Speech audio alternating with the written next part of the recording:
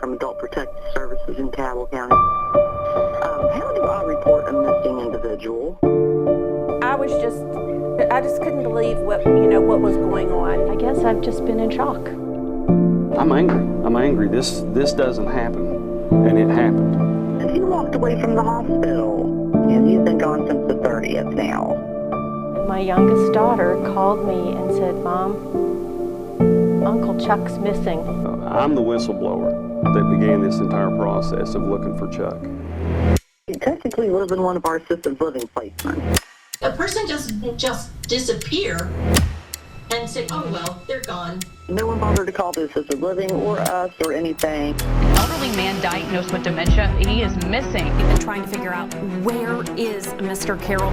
I couldn't understand where he was. You gotta have somebody there with him. Don't leave them alone. It's been 12 days. 2 weeks. A month now. It has now been 40 days. If this man is out there, I hope somebody's out there looking for him. Where do you think Chuck is? The timeline has been too long. We want him to be safe. I said, well, where is he? That is Chuck. That's Chuck. There's far more to this entire story.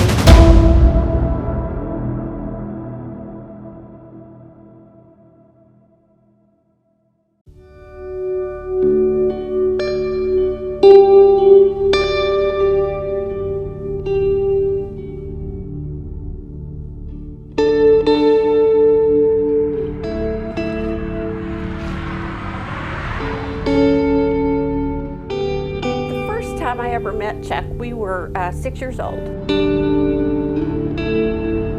Kaiser Aluminum was just coming into Ravenswood, and our fathers were all living in trailers outside of Ravenswood.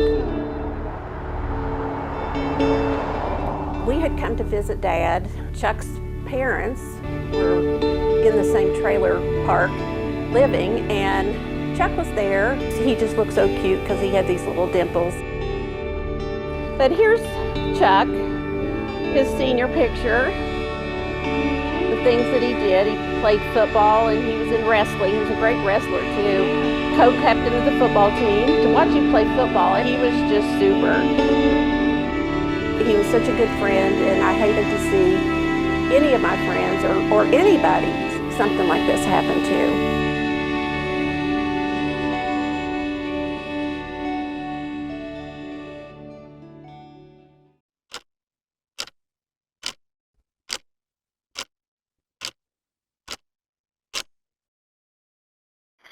Cabell County 911, where's your emergency? I have a male that has been running a temp of 103.2 for the past couple of days, and I need to get him to the hospital. Very good. I'll get him down there. Okay, you have the address, right? 828 Washington Avenue for Grayson's Terry Hams. Yep, that's us. I got you.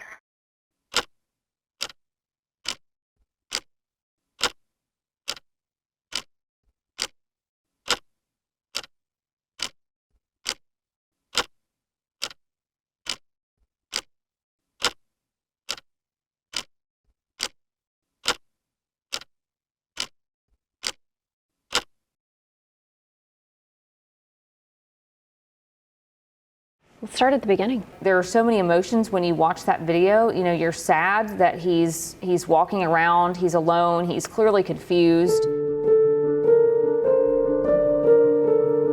It's difficult. It's hard to watch. It is.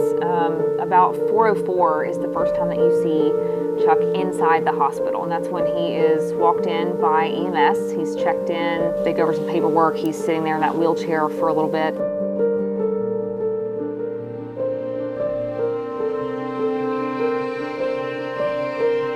Eventually he is wheeled out into a general waiting room, lobby area, and he's there about 4:18, 4:19 I think is when he's out there. 30-ish minutes later, he goes to the registration desk. He is, seen with paperwork in hand. He's coming into contact with some people. He's talking to somebody who's checking him in, and then, he's kind of just wandering around at that point, and you see him walking around.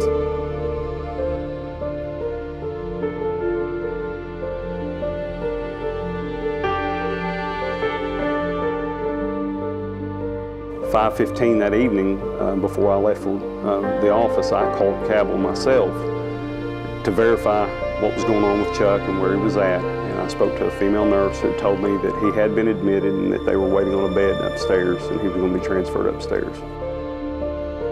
You can see there at about 5:20, you see him in a different lobby, waiting room area in the ER.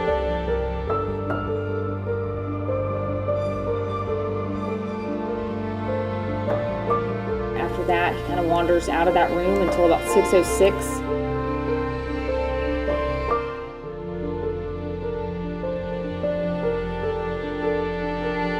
He walks out of the ER and just out into, a parking area.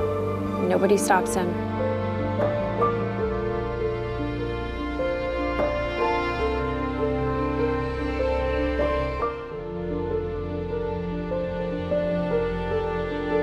Then, just a few minutes later, he's walking down Halker Boulevard.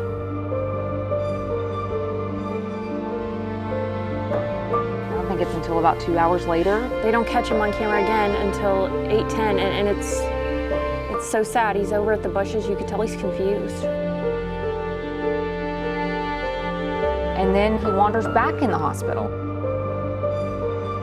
At that point, comes into contact with somebody in guest services. He clearly has some sort of a conversation with her. But no one recognizes that he is having a problem, and then he just walks back out.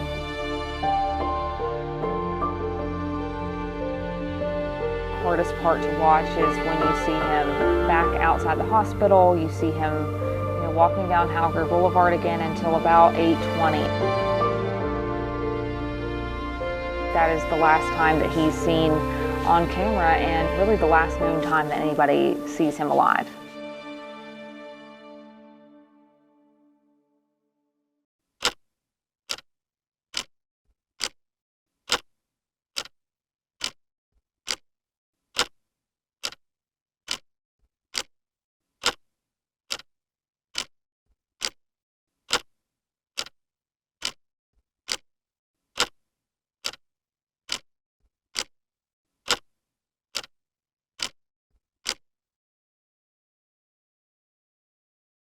Cabell County 911. Hi, this is from Adult Protective Services in Cabell County. How are you doing today? Good, how are you? It's been better. How do I report a missing individual?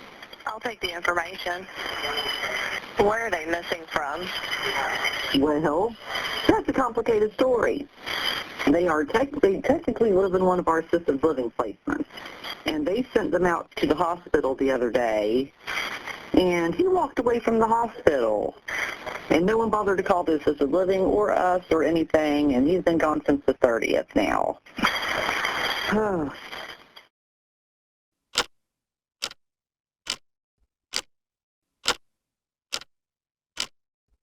An elderly man diagnosed with dementia, he is missing. Huntington police say Charles Allen Carroll, 70 years old, who is known as Chuck, goes by Chuck, was last seen December 30th at Cabell Huntington Hospital.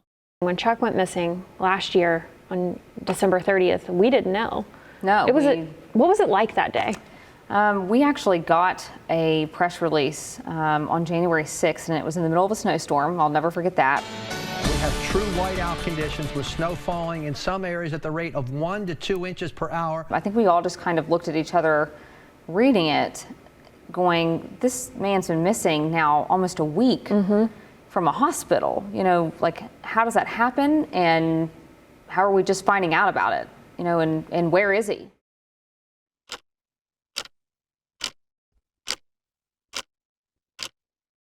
It's been 12 days now since an elderly man with dementia went missing in Huntington, and this happening during the coldest temperatures and snowiest times of our season. You talk about timing. Huntington police say Charles Allen Carroll was last seen on December 30th leaving Cabell Huntington Hospital. We really want to find him and know where he is because we want him to be safe.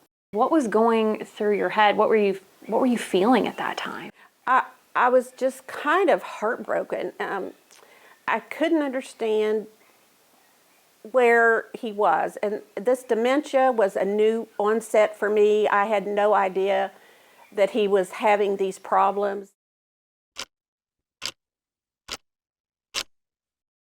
Tonight, WSAZ has obtained Carol's transfer documents that show Carol was taken by EMS from the assisted living facility. These are the documents that are given to an ambulance service and then to a hospital to make them aware of the patient's medical conditions as well as their needs. You have to send paperwork with the the EMS crews, and that paperwork very specifically said dementia on it. We then reached out to the hospital and we're saying, his paperwork very clearly stated that he had dementia. So is that a normal procedure for somebody with dementia to be put into, say a normal waiting room where, you or I would be waiting on an ER bed?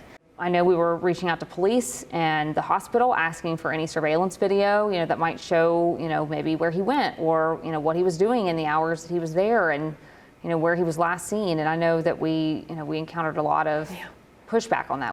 Talk about the efforts to try to get that video, to try to get more than just the picture that we had. I think I want to say you initially reached out and asked for the video from both the hospital and police. And then it was like, there was an IT issue or there was an encryption problem or, there was just, it was always something that was, preventing the video from being sent. And so I think at that point, we just kept like every other day, it was like we just kept reaching out to one or the other, police or the hospital, saying like, hey, where is this video and, how can we get a hold of it? Even if, I don't care if you watch the video at this point and record it with your phone or take pictures that show, because the picture that we had of him, when you look at that picture and you look at how he looked in his, final hours seen on camera, they don't look anything alike. So, and that was kind of our thought, is get that most recent video out there to people because, maybe it jogs somebody's memory. Maybe somebody remembers seeing him leaving the hospital or walking through their neighborhood, or it could be that one little tip that leads to finding him. I actually put a blanket out on my porch, hoping that Chuck might find me and just come and, at least find me and lay on the porch and, and cover up. And, and he didn't, but you wished he would. I wished he would have.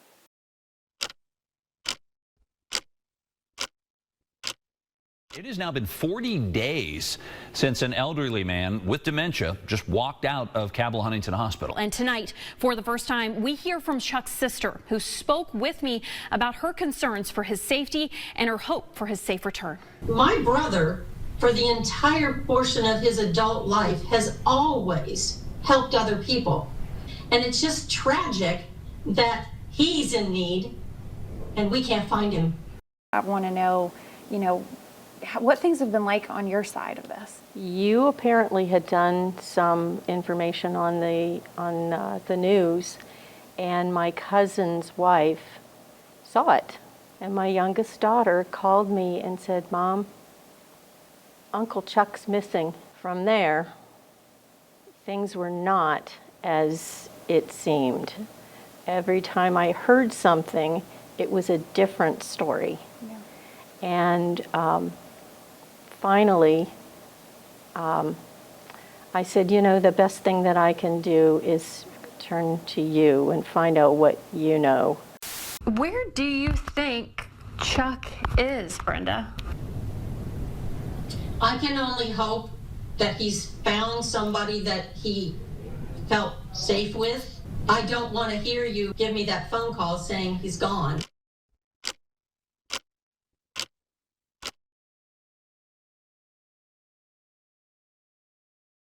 Cabell County 911, where's your emergency?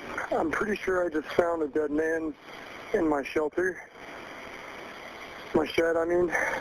Okay, you're pretty sure you what? I'm pretty sure I found a dead man in my shed. So I've just not been in the shed, and I just looked, and he's just lying there.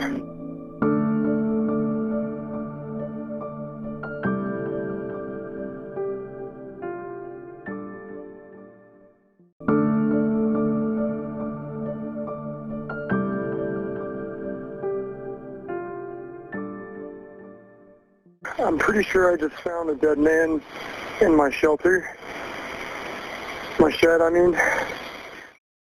Let's take a step back and talk about the 21st. What was your perspective that day on the news of the day? It's kind of just seeming like a normal day, and then we started getting messages from different people saying, hey, there's been a body found over here in a shed, and it's kind of close to Cabell Huntington Hospital. And we're immediately like, could this be Chuck? Could this be him? And so, at that point, I just remember you were getting ready to anchor the 5 o'clock news, and we were like, hey, this may be him. And we didn't even have to, I don't know if I finished my sentence before you were like, I'm going. We begin tonight with a breaking news alert out of Huntington, and that's where a body has been found. And News Channel 3's Andrew Colgrove is joining us live at the scene. We can tell you that we have heard from Police Chief Carl Calder, who says they are close to making a positive identification, but they will have to notify next of kin before they let us know who this was. I was at my daughter's, and we were in the living room, and my cell phone was too far away for me to just grab it. She got it, and she says, Mom, it's the police. They just let me know that they had found him. Police have confirmed the identity of a body that was found in an outbuilding this afternoon as a man who had been missing since December 30th. Chuck Carroll, his body was found just a few blocks away from where he was last seen. When I think that he was just a few blocks from me, which basically he was, he was a few blocks from the hospital. I just can't believe it. I think he just went and found some place to lay down, and that just happened to be the place. In a shed. In a shed. And to think that his life ended in that shed is very sad.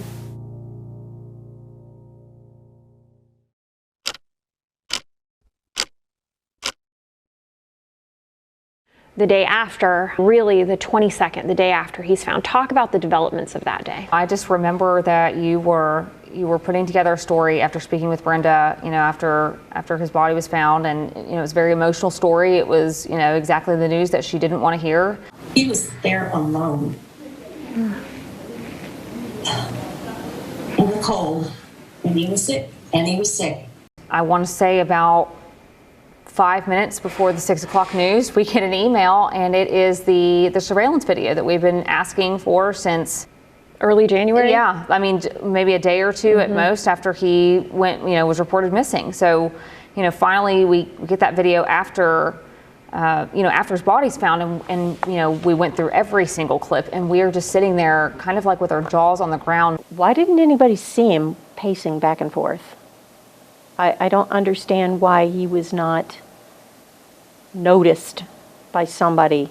I'm going to say more than likely when I watched it, I probably zoned out on some of it because it was too much. Yeah.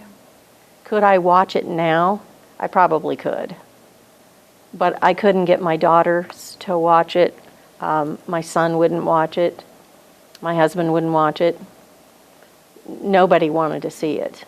Really watched this video pretty deeply, and as a nurse, I probably watched it a little closer than a lot of other people. I just don't understand why he was put out in the waiting room alone.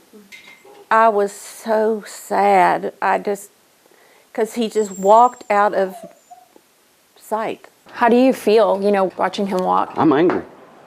I'm angry. This doesn't happen, and it happened. There's no explanation.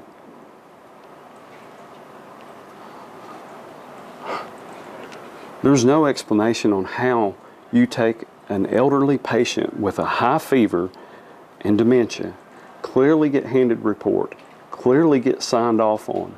Now you're responsible for that life.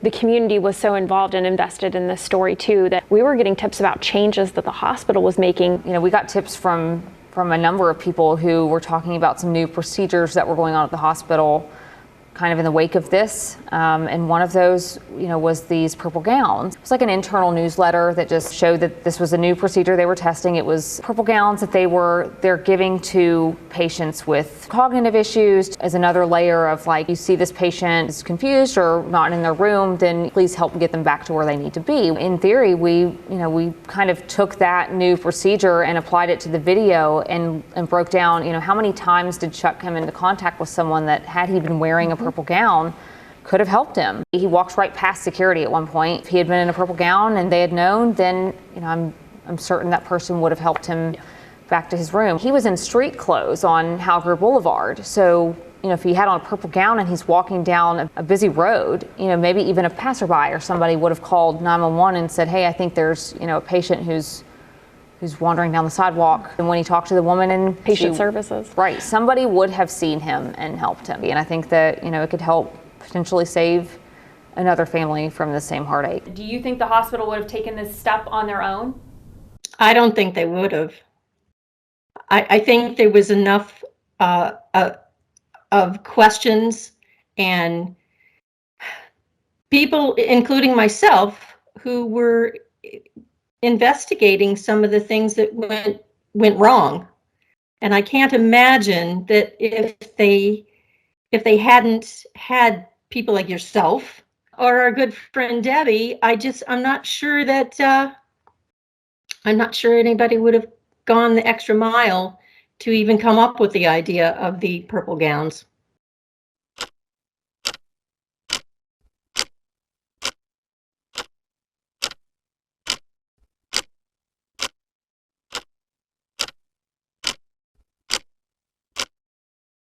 As we looked into the state report, there were some glaring problems. The report says that he was marked as having walked away against medical advice at 6:50, but we know that not to be true because at 8:15 he's seen wandering back into the hospital and speaks with a guest services representative. And how can someone with dementia walk away against medical advice? Exactly. Another thing was that hospital administrators didn't even know that a silver alert had been issued for a patient of theirs until January 12th. And it was because an employee had seen it on the news.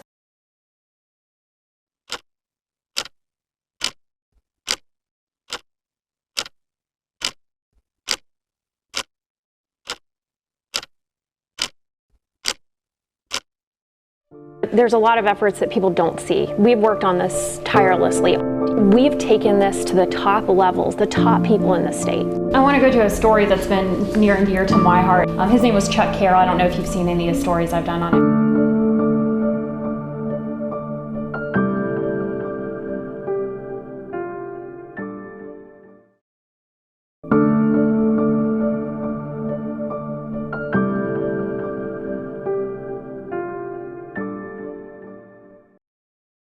The way he died, do you feel like as showing up for him the way your class did, you gave him some of that dignity back? I hope so. I hope we all did. I hope we showed that we cared. I preferred to think about the good things. Our football games, how happy we were when we won, and just all the good things and everything that we did.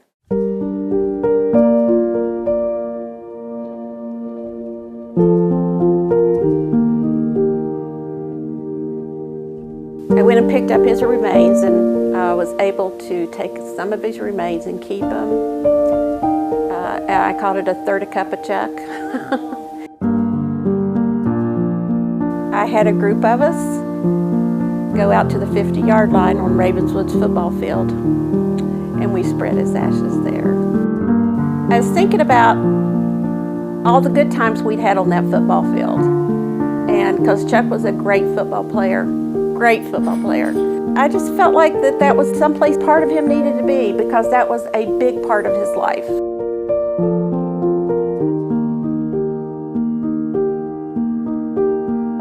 The funeral, the memorial, just what it was like coming in. It was a big deal, and the whole time I kept thinking, Chuck would love this. Chuck didn't expect everyone to be exactly like him. He didn't want that. He wanted everyone to be their own unique note that makes up the chord that harmonizes the class of 1969 in Ravensville, West Virginia. We all watched us on the news and cried and hoped you would be found, but this is our way of showing we care. It's a nice thing. It's difficult. It gives you something to think about, about what you're going to do. Yeah.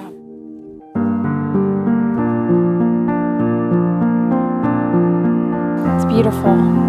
You did a good job. Thank you. I think about how a year later, like how did this happen? I just hope it doesn't happen again, and that we can do something that will keep this from happening to somebody else. He's in heaven. He said he was a Christian, and I believe it, and I think he's where he wanted to be.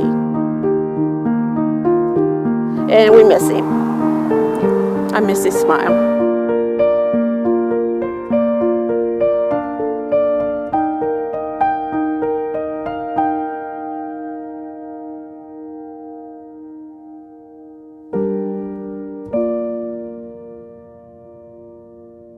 Bye, buddy. I'll see you again.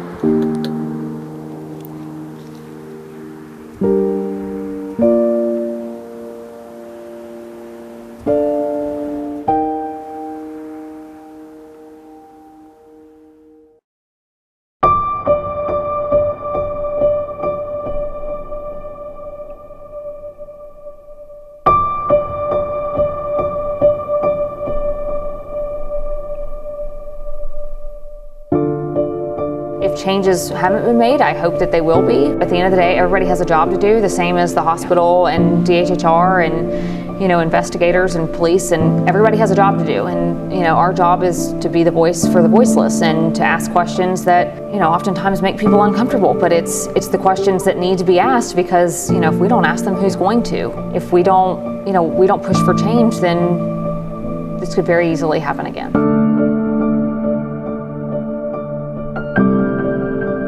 I want to go to a story that's been near and dear to my heart. His name was Chuck Carroll. I don't know if you've seen any of the stories I've done on him. Do you think they could be more open with me? Is there a chance I could get an interview with Secretary Crouch? Is it something we can work through you to get, maybe?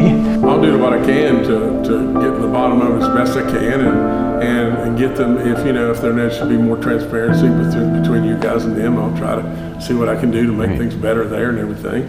I'll be willing to try anything and everything I can to make things better.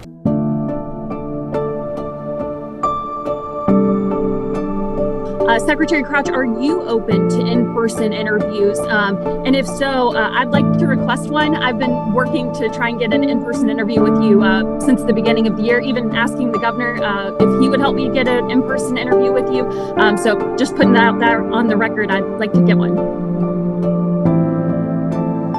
Sarah's been working to get an interview with you. Have you guys scheduled an interview yet or anything of that nature? I don't know. I have to ask. That came up the other day. Again, my schedule's just crazy. I'm not trying to dodge anybody. Are you aware of Chuck Carroll's case? I was told about that case. It was very unfortunate. We did look into that. I don't have enough information to really comment on it, but I was made aware of that incident.